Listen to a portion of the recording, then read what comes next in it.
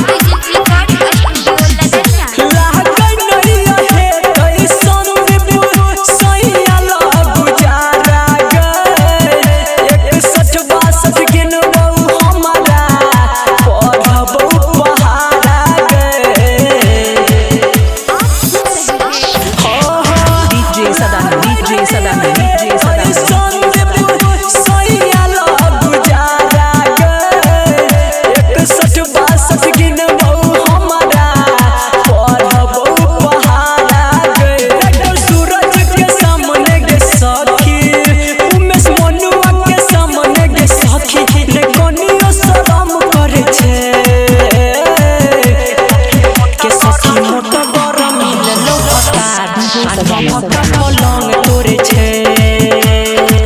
गे सखी मोटा गरम